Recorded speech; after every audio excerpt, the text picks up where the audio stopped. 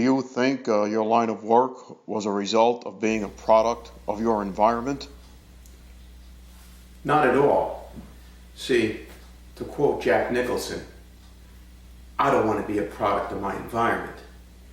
I want my environment to be a product of me. Do you consider yourself a success? Of course I'm a success. You can't see that? See, success has enemies. So, you can either be successful and have enemies, or be unsuccessful and have friends.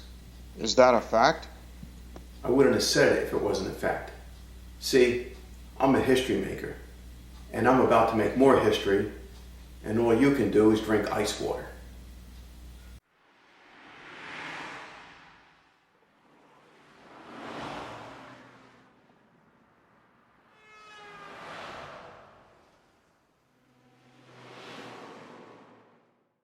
The American Mafia continues to dominate organized crime in the United States and maintains control over much of Chicago's, Boston, Philadelphia, New Jersey, and New York City's organized criminal activity, as well as criminal activities in many other cities in the Northeast and across the country, such as Las Vegas and New Orleans.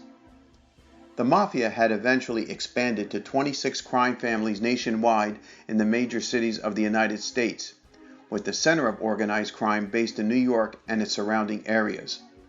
After many turf wars, one family ended up dominating New York and New Jersey and the surrounding areas. The Carrozza family, led by its charismatic leader, Gaetanino Ambrosiano. The Carrozza crime family is one of the main families that dominate organized crime activities in New York and New Jersey within the nationwide criminal phenomenon known as the Mafia, or Cosa Nostra. The family was founded in New York after the Cuneo War of 1947. For most of the next century, it was a minor player in organized crime. Its most prominent member during this time was its underboss, Alberto Vieni, who rose to infamy as the operating head of the underworld's enforcement arm, Murder, Inc. He remained in power even after Murder, Inc. was smashed in the late 1950s and took over the family in 1967, by all accounts after murdering the family's founder, Vincent Malaro. The rise of what became the most powerful crime family in America really began in 1967, when Vieni was assassinated while sitting in a barber chair at the Park Sheraton Hotel in Manhattan. Experts believe Vieni's underboss, Carlo Toscani, helped orchestrate the hit to take over the family. The family's fortunes grew through the 1970s and 80s when Toscani appointed his brother-in-law, Paulie Tolano, as boss upon his death. Tolano infuriated upstart capo Gaetanino Ambrosiano, who orchestrated Tolano's murder in 1985. In January 1986, Ambrosiano was acclaimed as the new boss of the family. Ambrosiano appointed high school friend Anthony the Undertaker Galgano as the underboss, and close friend Irish Bobby Jingles as consigliere. He promoted Reed Costanza as capo, along with wild man J.B. Ricciardi and Sal Marchese. To keep the old-timers happy, as a special favor, he appointed Tony the Tone Man Stabile as advisor to the family. Known as Mr. A, unlike his colleagues, Ambrosiano made little effort to hide his mob connections and was very willing to provide interesting sound bites to the media. Ambrosiano's home in Bridgewater, New Jersey, was frequently seen on television. Ambrosiano liked to hold meetings with family members while walking in public places so that law enforcement agents could not record the conversations. During the early turf wars, specifically the long dragged-out Cuneo War during the late 1940s to early 1960s, most of the smaller families didn't have the muscle or political power to survive. To avoid another one of these long, scorched earth type of conflicts, at the suggestion of retired Romano boss Tommy Da Vinci, a nationwide commission was established. While each crime family operates independently, Coordination is provided by the Commission, which consists of the bosses of each of the strongest families. Currently, the most prominent members of the Commission are Big Nick Lucatelli, Angelo Salino, and Gaetanino Ambrosiano.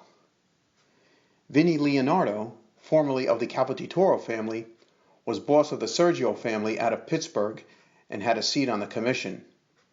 Also occupying a seat is Babyface Carmelo, boss of the Gregorio family in Miami. Carmelo's notoriety comes from winning a long power struggle with former boss, the popular Gordo Chichi. The main objective of the commission was to resolve disputes and avoid bloody conflicts between the families. However, mob leaders from the other families on the commission were still enraged at Ambrosiano for the Talano murder and disapproved of Ambrosiano's high-profile style. Ambrosiano's strongest enemy was Cincinnati crime family boss, the young Michael Altobello, who had the ear of Philadelphia crime boss Ricky the Chemist Gaetano, who was no fan of Ambrosiano himself. The two allegedly conspired with Lambino crime family leader Paul Furio to put out a contract on Ambrosiano's life. But a car bomb meant for Ambrosiano instead killed his driver, soldier Bobby Italiano. I was given the contract to take out Ambrosiano. It was all set. He was coming out of this restaurant down in the village, and as luck would have it, the timing mechanism on the explosive device was off, and Ambrosiano escaped unscathed because he was never in the car, and the driver, Bobby Italiano, winds up getting it. So that's how that happened, and we were hoping I'd get the contract for another shot at that guy, but that never happened. By all accounts, Gaetano was angling to become boss of all bosses, and believed that the other heads of the main families, Salino and Lucatelli, would support him in the hit on Ambrosiano. However, when Ambrosiano survived, Salino and Lucatelli turned their backs on Gaetano. Without their support, Lambino and Altobello went into hiding. Gaetano's arrogance made him think he could salvage things, but Ambrosiano took advantage of the situation and had his top two hitmen, Dominic Dudu Cristelli and Joseph the Cat Rizzo, take out Gaetano. Ambrosiano quickly built the family into the most powerful crime family in the United States and was now the boss of all bosses. With Ambrosiano acknowledged as the king of organized crime, the other families toed the line to avoid any conflicts. Ambrosiano was a shrewd negotiator and cut deals with many of the smaller families to broaden his reach around the country. To gain a foothold in the lucrative crystal meth business in the southwest part of the country, Ambrosiano brokered deals with Chip Sasso of the Ramaglino family in New Mexico, Sonny Long of the Tunado family in Arizona, and Mikey Gaga of the Tedesco family in Southern California. The bosses of the smaller families who didn't make deals, like Don Vito of San Antonio, usually met with an unfortunate fate.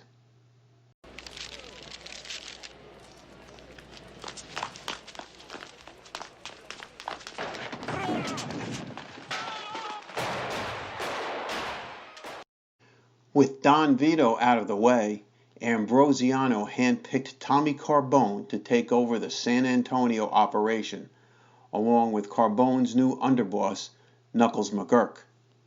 Ambrosiano, Carbone, and McGurk were together years ago running the rackets in Florida. Carbone immediately cut a deal with Ambrosiano, which clearly sent a message to the rest of the smaller families: deal or die. Ambrosiano felt he was on top of the world. He was tried 3 times by federal and state officials, but was acquitted each time, earning him the nickname the Houdini Don. Most experts credited the brilliance of consigliere Irish Bobby Jingles to outsmart the prosecution team headed by Rudy Giuliani. Equally important, but never proved, were the intimidation tactics conducted by underboss Anthony the Undertaker Galgano, which included jury tampering and payoffs.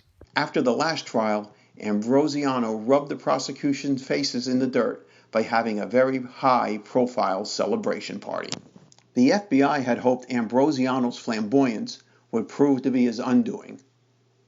The FBI had managed to bug an apartment above his headquarters in the Coral Reef Social Club in Little Italy, where an elderly widow let mobsters hold top-level meetings.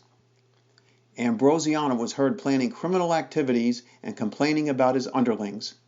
In particular, he complained about Brian the Bull Nolano, portraying him as a mad dog killer that would constantly challenge his orders.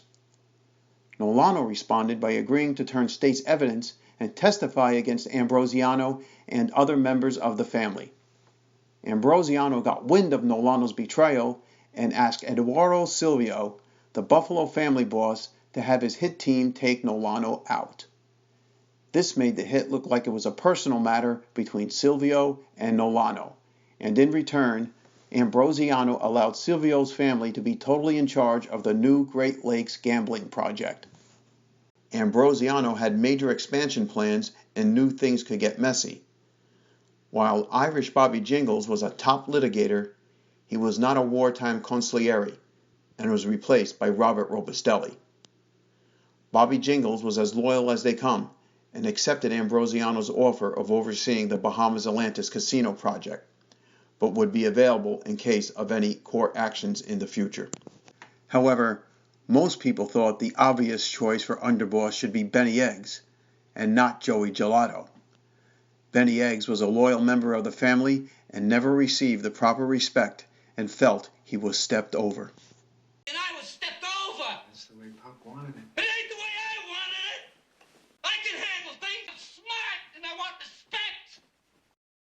Chip Sasso in New Mexico tried to take advantage of the turmoil in the Carrozza family by trying to move in on some of Ambrosiano's Las Vegas casinos.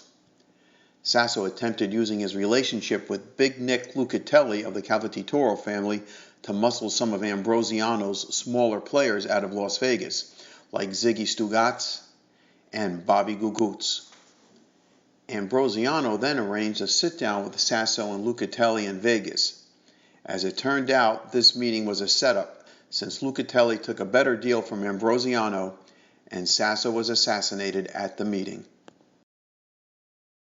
It was not a time for the family to be embroiled in inner turmoil and argument, as the FBI once again tried to infiltrate the Carrozza family. FBI tapes obtained from a bug planted in a lamp on Ambrosiano's kitchen table caught him discussing illegal deals with his subordinates, and soon Ambrosiano was up on a number of charges and faced with conviction. With Ambrosiano in trouble, eventually the anger of other subordinates boiled over into a rebellion that would plunge the Carrozza family into conflict. Always the opportunist, Angelo Salino, the boss of the Romano crime family, began stirring up unrest in the Carrozza family, despite the protests of the other members of the commission, especially Big Nick Lucatelli. Salino's interference caused the various families of the commission to take sides, and the bloodiest conflict in mafia history was underway. There was bloodshed everywhere. All of the families were severely weakened and compromised. High-profile members were either murdered like Joe the Cat Rizzo, Sonny Long, Eduardo Silvio, and Mikey Gaga. The others were sent to prison like Joe the Juicer, Irish Bobby Jingles, and Benny Eggs. However, the most disturbing was the arrest of Dominic Doo-Doo Cristelli. Cristelli was not only convicted of racketeering, but it was discovered he ran and starred in a pornography ring that involved 16 and 17-year-old girls. A ring that also once involved Lambino crime boss Paul Furio, who was still in hiding. With the conviction of Ambrosiano, the FBI was able to crack down on the other families around the country, especially since Ambrosiano had ties with outside family members. It looked as though the mafia as we know it would cease to exist, which brought along a new breed of gangster, a tougher, younger, more dangerous type. the new 21st century mob. I may be in prison right now, but I'll get out. I have a new attorney, and he's working on the appeal. They've got nothing on me. And when I get back out there, I'm going to be on top again, because I am the American king.